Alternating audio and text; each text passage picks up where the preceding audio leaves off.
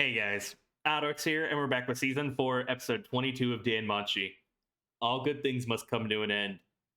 If you love it, let it go. And while I'm very hesitant to watch this episode, because once it's over, Season 4 concludes, and so begins the waiting game, I'll admit the hype's real, because we do have the inevitable rematch happening. The death match that decides everything between the Chimera Juggernaut and Bell. It's his last stand. It's his attempt to overcome this insurmountable hurdle that lies before them that prevents them from reaching safety. Because they're in the fourth ring. It's blocking their path to the fifth ring, which also contains the tunnel to the 36th floor. So once it's been defeated, nothing stands in their way. They can escape. They've defeated monsters on this floor before. They know what to expect. It's the normal route. But with the Juggernaut consuming magic stones and evolving itself, assuming multiple abilities from the monsters it's consumed, it's become a worst case scenario.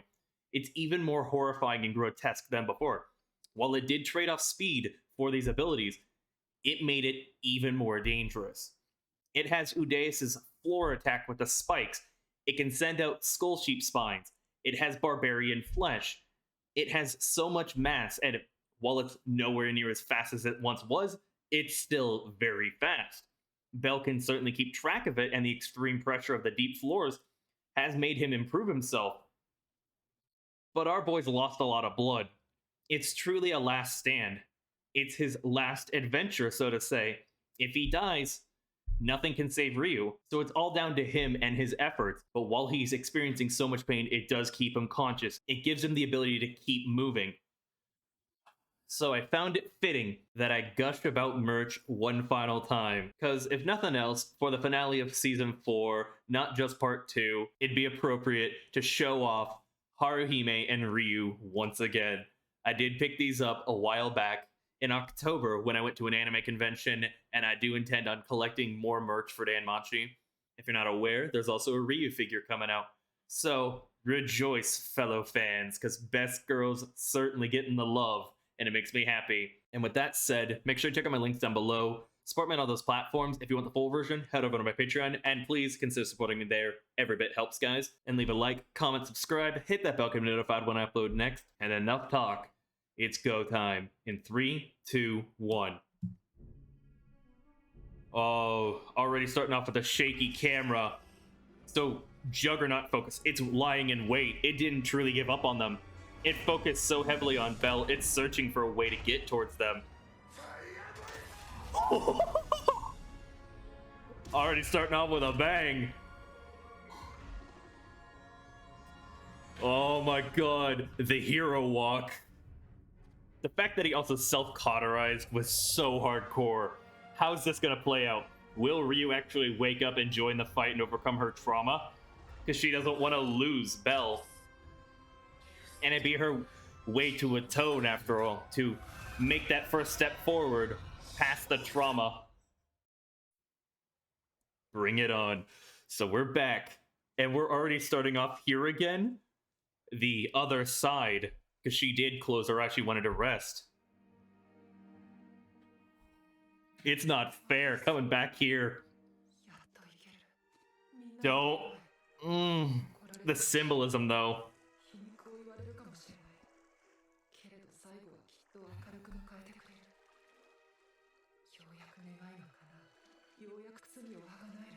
But do you truly want to give up like this? Wait. Holy shit, they're talking. It might be hallucinations. Or it could be truly their souls reaching out to Ryu. Because we know, obviously, gods, monsters, the dungeon itself is alive. So there's already plenty of mystical properties when it comes to this series. So it wouldn't surprise me if souls could communicate. The dead aren't truly forgotten. It wouldn't be out of the normal, so to say. So if that's actually the case, have they been trying to reach her up until this point, and now she can truly hear them? Or because she's coming closer to their side, whilst seemingly giving up, that they're willing to speak up now, that they've gathered enough emotion? Or is this her subconscious speaking on their behalf? They've embodied how she remembers them, their personalities, their dynamics, and even their ideas on justice, perhaps. I'm very curious on how this is going to play out. Will they convince her to join the fight?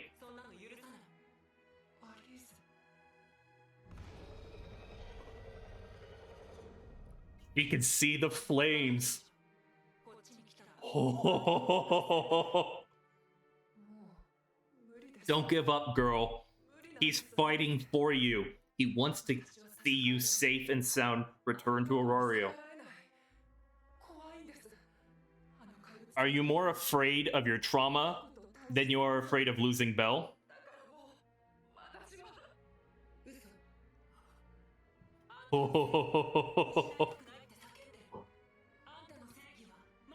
Exactly what he said. It lives on within her heart. Are they all going to turn around and give their own thoughts on the opinion the more she spirals?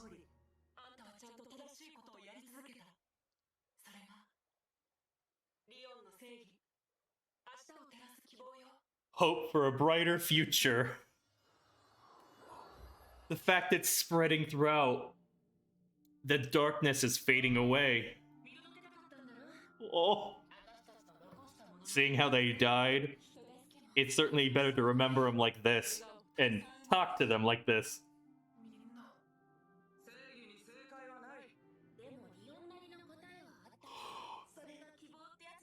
This might make me cry.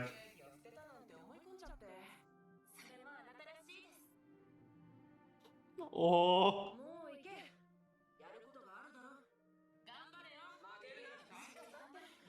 The words of encouragement, what she needed to hear from them. And it's making me cry. Called it. But it doesn't help that Best Girl's experiencing these emotions, atoning, and getting all of this off of her chest.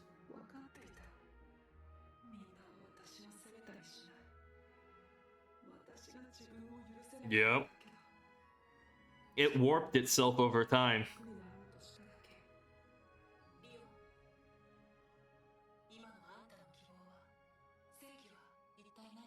So we're gonna have Ryu join the fight. So it's gonna be Ryu and Belle versus the Juggernaut.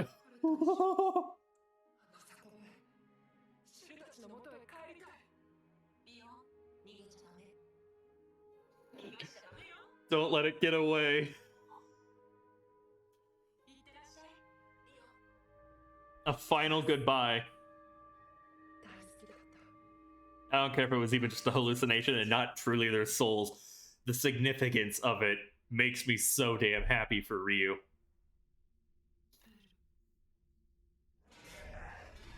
Oh, and here come the vocalizations.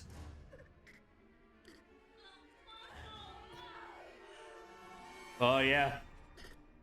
Oh. Did she just pull out one of the bones?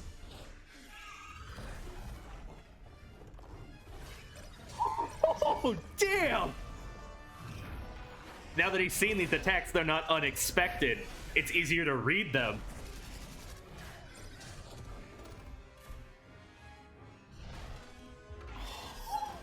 Damn! Oh. So she did take a bone. She has a bone to pick with him.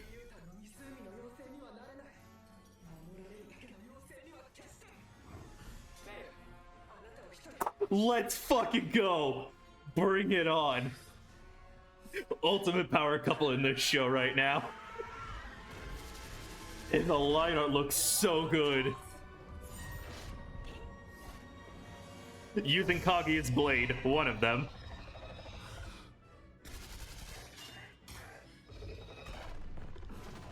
It's mutating? Okay, no.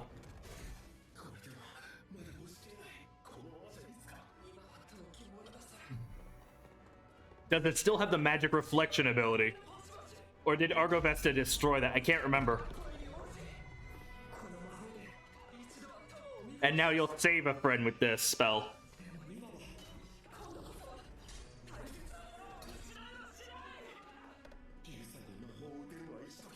Are we gonna see Argovesta? It's very fitting that another fire user is gonna break it. Oh my god! Almost in the same spot. But keep moving forward. Into the ground?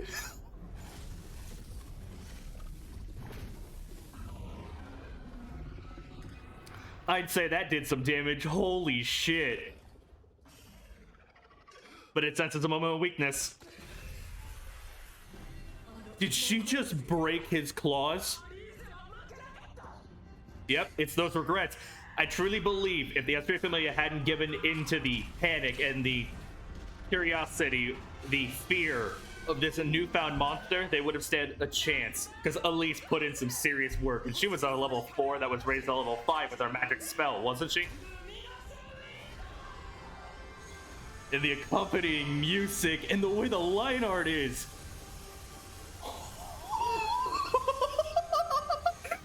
I love DanMachi. It's literally almost just a pile of flesh. She saved some of her spell. She wasn't gonna let it escape a second time.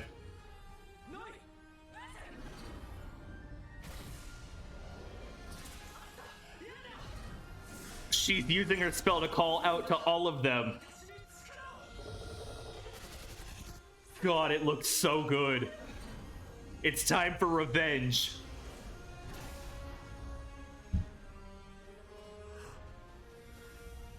Holy shit, that's cool.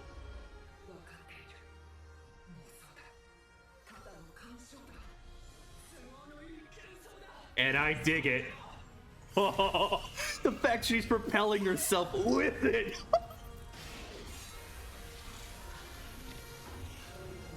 Miracles do happen after all.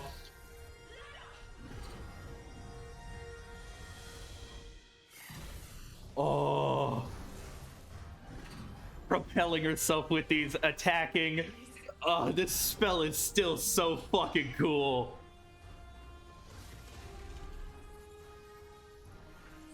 And those tears.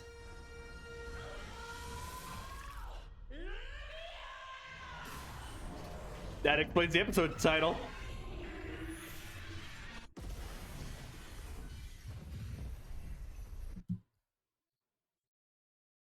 Holy shit. The impact frames, the Sakuga, the fluidity of movement, overall lighting, everything was so well done. It truly felt like it was almost animated differently.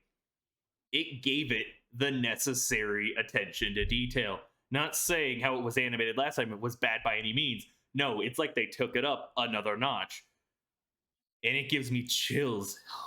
It left me speechless. What the hell? But it's truly fitting that out of everyone, Ryu is the one who deals the final blow. Alongside Elise, and slays the Juggernaut. While Bell definitely put in work and helped bring it to its last legs alongside Ryu, the one who suffered the most at the hands of the Juggernaut deserves to slay it. And she did. The overall sequence of flying around with luminous wind propelled, calling out the names of her comrades, getting revenge with their own attacks for each and every one of them. Oh, it's making me emotional. It's leaving me speechless. Shit like this is exactly why I love DanMachi so damn much. While I do enjoy merch like this, and collecting the manga, collecting the light novels, and eventually collecting the anime, watching it unfold, seeing the emotional weight, seeing how these scenes connect or how we build up to these impactful moments, oh, it is good shit. Fujino Mori created something truly spectacular with this confrontation alone.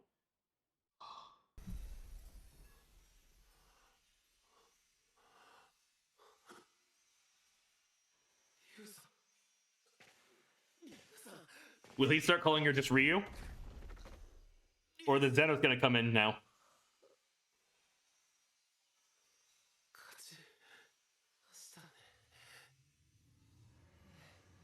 Talk about one hell of an adventure, though.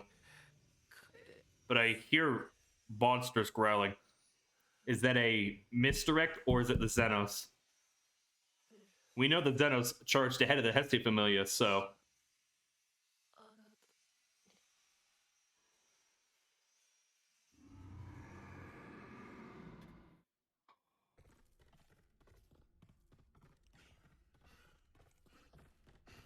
So Lid and grows. So they all split up, yeah. Doesn't help that this floor is basically the size of Aurario.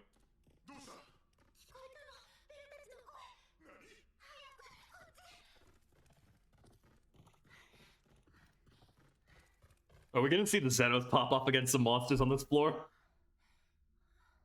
It feels very good to actually catch up with these guys again.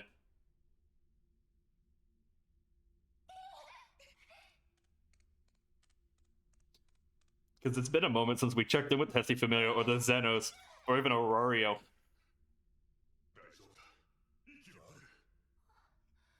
I'd say they definitely need to bring him to Mary.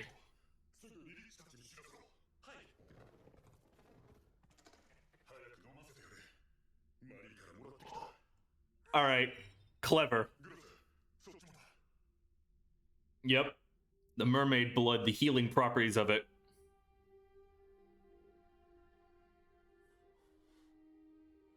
How will he respond to seeing Weene again? The reunion I wanted! Dragon daughter reunited with white rabbit foot daddy. This is also the deepest most of the Hestia Familia has ever been. Or most of the people in that group, aside from a select few. I wonder how the first impressions of the deep floors were, or even the lower floors. How soon, though? Oh.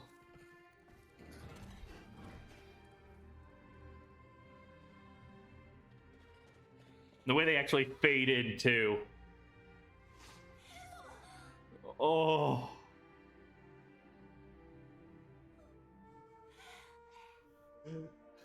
So now you gotta come in clutch and bring him to the surface. Protecting two unconscious people, or two, while they've been healed. Still definitely exhausted.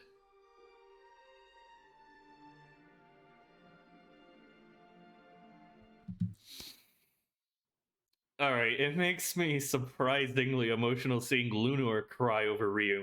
Anya and Chloe expressing their joy in their own ways, their concern. But I didn't expect Lunor to start crying with her reunion. It makes sense that the Hestia Familia would get emotional like this, but... seriously, tugging those heartstrings, huh? Definitely gonna need surgery for Bella's arm and Ryu's leg.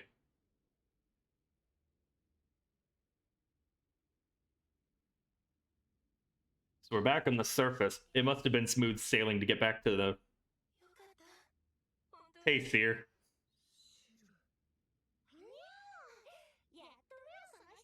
Oh. So they've been unconscious for at least 3 days.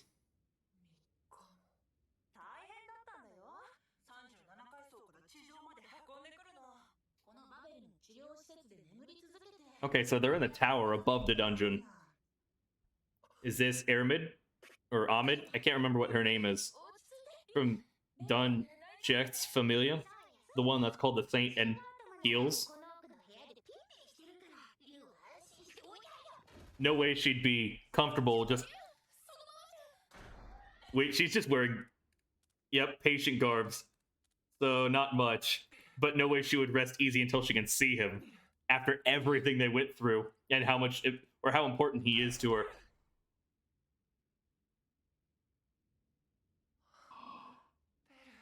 And then the camera pans down. And it was Ahmed's, yeah. Nothing underneath. And if I thought the lighting and the spicy intimacy from last time was plenty enough fan service to help offset some of the despair and anxiety we've been feeling from the past several episodes of part 2. Do certainly welcome this turn of events. The overall presentation, the fact that it does highlight her curves. Oh my god, the degenerate side of myself truly appreciates this. Our boy just caught quite the glance. Not even thinking about what she's wearing, she couldn't hesitate. And while it's very adorable, oh my god, it's funny as fuck.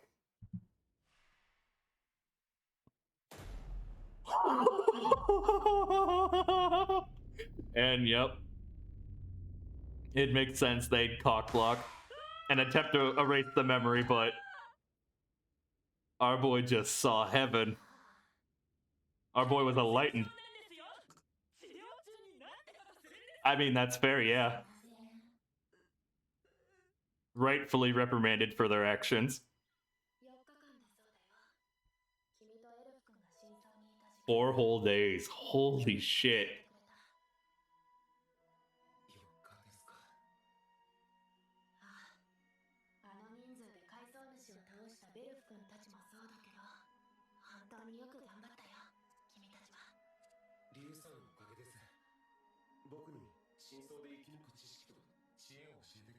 I'd love to see her join the Hestia Familia.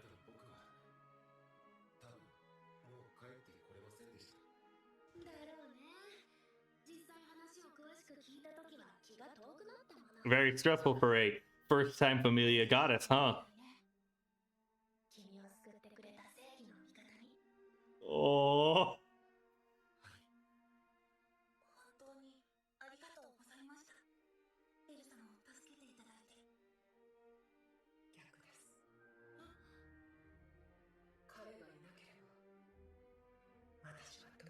And they'll realize the harem grows larger, but he's also saved her, and they'll realize the impact he has on her.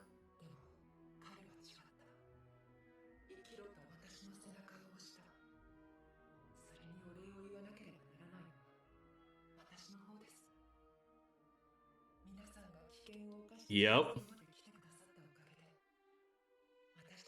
Seeing everyone actually make it home to their familias, and oh, the warm welcomes. This makes me so happy. Tsubaki telling Hephaestus about wealth and everything else.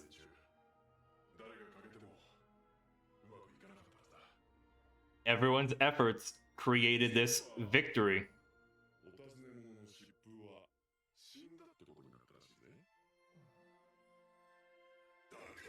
So are we unblacklisting her?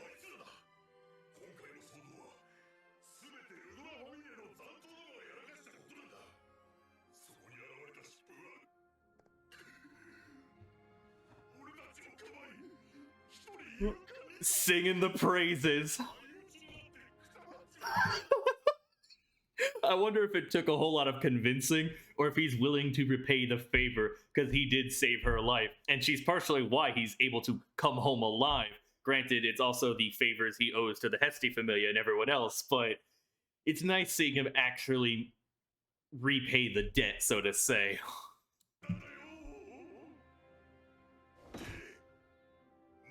And of course, the bounty.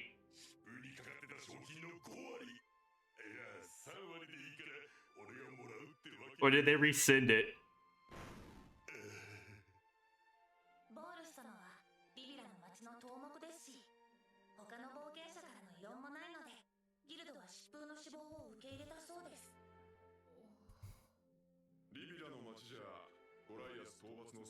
Yep.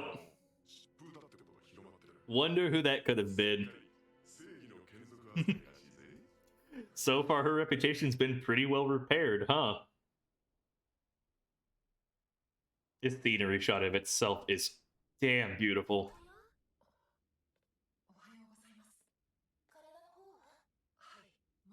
Wonder how her leg is, because we know the bone misaligned. Did they do surgery for it? And who's covering the cost? Would it be Uranos? Fells?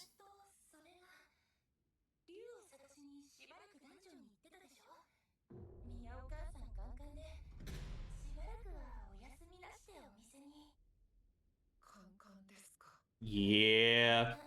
I'd say prepare yourself for hell.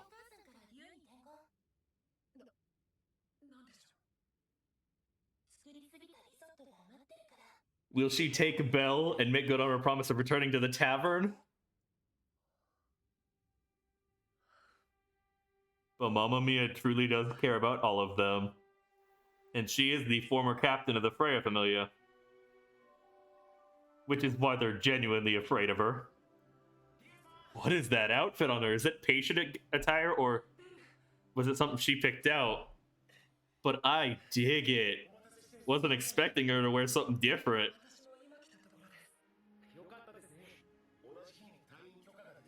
The way she's acting nervous, like a maiden in love. Oh. The full pan up too. Oh. Oh. So it's from Seer.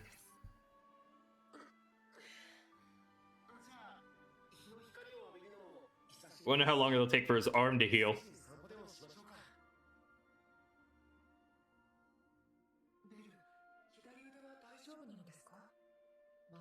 A nice walk around the town.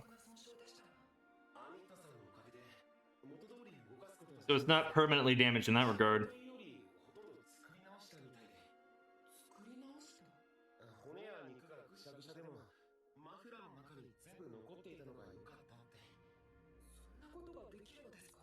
Very impressive.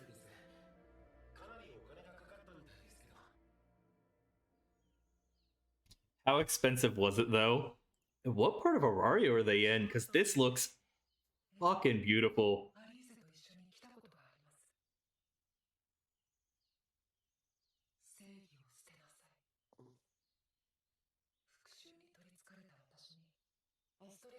I'd love to go see her try to track down Astria.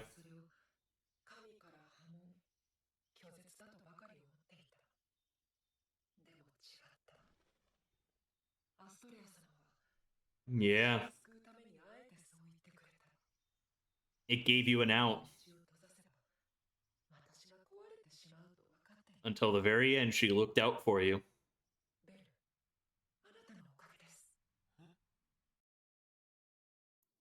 And the ending song's gonna kick in, seriously?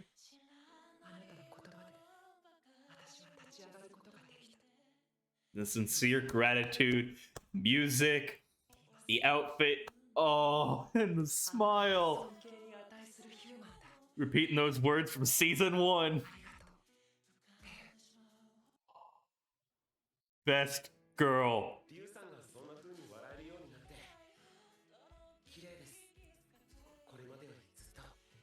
Unfiltered compliment.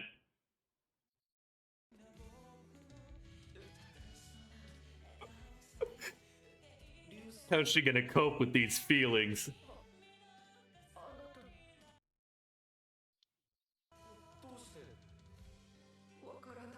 I don't know. Truly a maiden in love. Oh.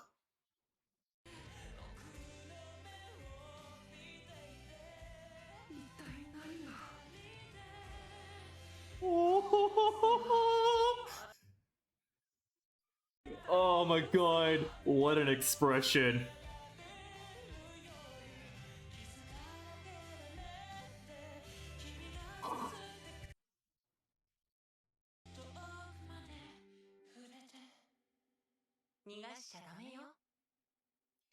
And with Elise coming in clutch for those final words, it does seem like her soul and all of the others were there.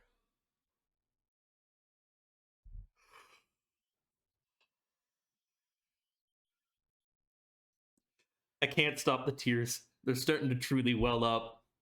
Because with this, season 4 concludes. Part 2's over. Until further notice, DanMachi's on break. It's all a waiting game. Because, to my knowledge, season 5 hasn't been announced, nor another movie, nor an OVA, nor a season 2 for Sword Oratorio, or something else entirely. And it breaks my heart, because I want more, and I don't want to read the light novel. while it would be fun, no doubt about that, I don't want to read ahead because I want to experience it in animated form. It's how much I love this series. And if you take anything I say seriously, please go support the official release, whether it's collecting the manga, the light novel for both the main series with Sword of Artoria or the spin-off chronicles for Freya or Ryu, or even buying the anime itself. Because Fujino Omori deserves your money, deserves your support. JC staff and Fujino Omori crafted something truly spectacular when it comes to Season 4. While I've definitely enjoyed myself for the previous 3 seasons, with several moments standing above all others, such as Bell versus the Minotaur, Bell and everyone versus the Goliath, the first experience on the middle floors, or Bell versus Hyakinthos, Bell saving Haruhime, or even Bell versus Asterius, or Wine's death and resurrection, the song from Fells, and even part 1 of Season 4, Moss Green, or Moss Huge, whatever name it's called by.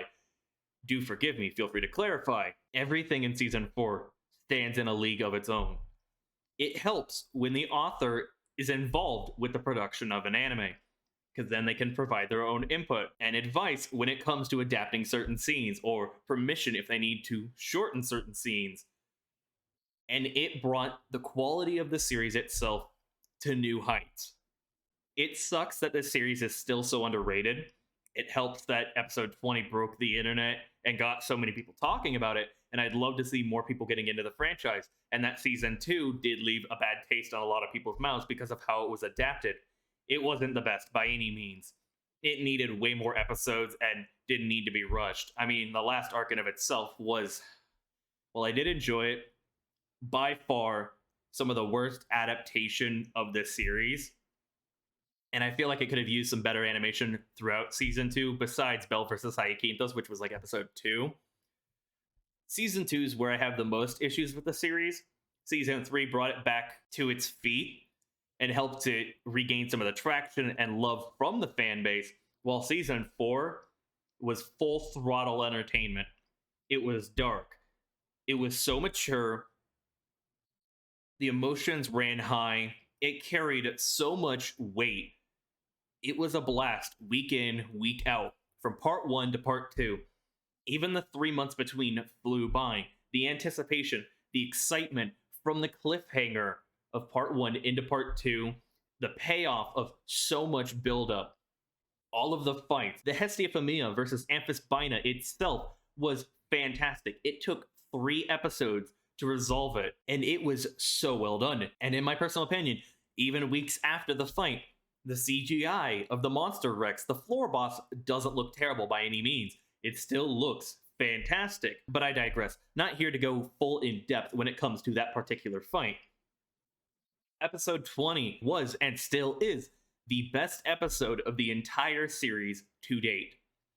Overall, Season 4 is the best season to date. I don't doubt that. I don't know if Season 5 can top it, because Best Girl Ryu was front and center for this entire arc. And everyone turned up. Everyone came in clutch in their own way. The Xenos got involved, and the only one we didn't actually see was Asterius. We didn't see hide nor hair. Not even a comment about his status, where he was in the dungeon. Was he far deeper into the dungeon training for the inevitable rematch that decides everything between him and Bell? Only time will tell. It could have been that he was perhaps doing something for Fells, fulfilling a quest. And the fact that we also didn't focus on Eyes Wallenstein or the Loki Familia or even more of the Freya Familia for this final episode still impresses me, because they're both significant parts of the entire franchise. Sure, we had Mamma Mia and we had Seer, who still seems to have a connection with Freya or the Freya Familia based on information we've gotten over the seasons and how she acts and how Seer can even intimidate gods, which isn't exactly normal. I don't know what's up with her. I'd love to figure that out, but I don't know if we'll ever get payoff for that. Either way, it's hard not to just gush and ramble and lose myself to the emotions, because it was a roller coaster start to finish, from the season to the episode itself. The clash between the Chimera Juggernaut and Bell and Ryu was fantastic. I won't rehash much of what I said earlier on in the reaction itself, because I feel like I said what needed to be said. But once again, I will praise the art animation, the lighting, the fact that it truly was a fitting battlefield, and seeing both of them come in clutch and overcome this insurmountable wall together, it really does impress me. It makes me very happy for the characters. I feel so proud of them for what they accomplished. For Belle, having seen all of its gimmicks and standing toe to toe with it, sure, it did overwhelm him, and you can't exactly brute force it, so you had to be sort of clever, and it's a highly intelligent enemy, no less, which already demanded a lot from our boy, who was experiencing untold agony because his body was in so much pain. His arm was in tatters. I mean, he had self-cauterized and everything. But then Ryu, encouraged by the voices of her friends, the souls of the dead, and using that to take that first step to overcome her trauma, to join the battlefield, to protect Belle, to make her ideals a reality, to pursue her justice once again, to never let it go. Oh my god. It was so impactful. Truly beautiful in of itself. And the fact that the dead, decayed trees all vanished as she was engulfed by the light and joined with her friends while they all faced her, offered their own words of advice. And then later on, she used them all to propel herself with her magic, each getting their own form of revenge. And with what we saw at the very end of this episode, with Elise commenting, it does feel like she was truly talking to their souls, not just perhaps hallucinations or her conscious embodying them and her talking to herself, but that realization that none of them had wanted to punish her, none of them had wanted to scold her. It was really her just warping it and believing that she needed to be punished, refusing to forgive herself, and it turned into, I need my friends to never forgive me, essentially, for what had been done. Overall, what did I think of the season finale? It was everything I could have hoped for. Belle and Ryu overcame all odds and brought about a happy ending. It was the combined effort of so many people. The hostess of fertility waitresses, Tsubaki from the Hephaestus Familia, the Xenos, the Hestia Familia themselves, the Takamazuchi Familia, Miox Familia, Boars, everyone came together, brought themselves to the brink where one wrong step would have led to death and disaster for each and every one of them, and they all overcame it. Each went on their own adventure and came out on top. So I'm curious if in season 5 we'll touch upon maybe everyone's level ups, because you can't tell me that most of the people here haven't gained a level. Sure, I could argue that maybe like Aisha didn't get a level, but I mean, she certainly got plenty of XP from fighting a floor boss. But at the same time, everything they went through, going down so deep, even though this journey was their first time into the lower floors themselves, they went into the deep floors, deserves recognition by the gods. So I want to see everyone grow stronger, because they all deserve to be rewarded for their efforts, for experiencing death, essentially, and overcoming that.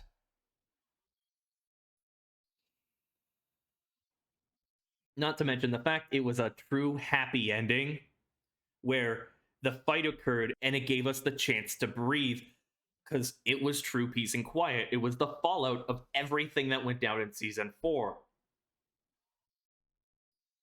Seeing Ryu run towards Belle the moment she's awake, essentially, and aware, because she wants to see him safe and sound. She wants that peace of mind, completely ignoring what she's wearing. Also, she can see him. It was a hilarious and wholesome scene. And our boy, for the briefest of instants, saw heaven. It wasn't the first time he's seen her naked, for sure. But much like last time, the spiciness of it and the fact that the relationship took one step forward once again was truly fantastic. And we're not even done talking about Best Girl, because the whole small montage where they're just walking around town after being discharged from the hospital, because they spent 4 days in the deep floors and then they were unconscious for like 3 days and needed the necessary medical examinations to ensure that they could actually leave and return to daily life outside of adventuring, because they'll still need some time to heal up, obviously, because Belle did have his arm rebuilt and Ryu's leg needed to be looked at. But it made me so happy to see them walk around town, enjoy each other's companies without risk of death, without the extreme pressure of the dungeon bearing down on them at every second they're awake. It was something they could just relax, drop their guard, and enjoy. So seeing her blush here and there, seeing the conversations and how it's felt slow but very much needed for the characters themselves, the payoff essentially of everything they went through, it warms my heart. And of course, it does help that Ryu was acting like a true maiden in love. The blush, the fact that she can't look him in the face, she's so confused about her warm chest, her emotions, and everything. Why can't you look at me? I don't know. I need to go. And runs off. The outfit was so adorable on her. Oh, obviously she would feel conflicted because she feels like she might be betraying Seer because she wants to hook up Seer with Belle. She's been one of their #1 supporters from season 1. But now she's joined the harem, she's joined the war. And it also brought me to the brink of tears and made me so emotional when she used her words from season 1. You're a human worthy of respect. Oh, the callback was fantastic. While it doesn't beat episode 20 from how happy, wholesome, and enjoyable it was, from the hardcore death match between them all the way until the very end, where it's just a maiden in love wondering what to do next with her deceased best friend providing insight for one final comment. Truly a beautiful ending. What a conclusion is all I can say now. So with that said, I do believe I'll end it here because I could ramble, I could gush until the heat death of the universe when it comes to this series. It's how much I enjoy it from the bottom of my heart. So check out my links down below. If you want the full version, head over to my Patreon. Consider supporting me on all those platforms. It'd be very much appreciated. Make sure you have a like, comment, subscribe. Let me know you guys' thoughts on my reaction, my commentary, the episode itself. What did you all think of Season 4, Season 4's finale, or who's your best girl? I'd love to know anything you'd want to talk about. Obviously, avoid spoilers for Season 5, but everything else is on the table. And with that said, though, thank you all so much for watching. This has been AlduicS, and I hope to see you all for another video. Not just DanMachi Season 5, because we all know it will happen.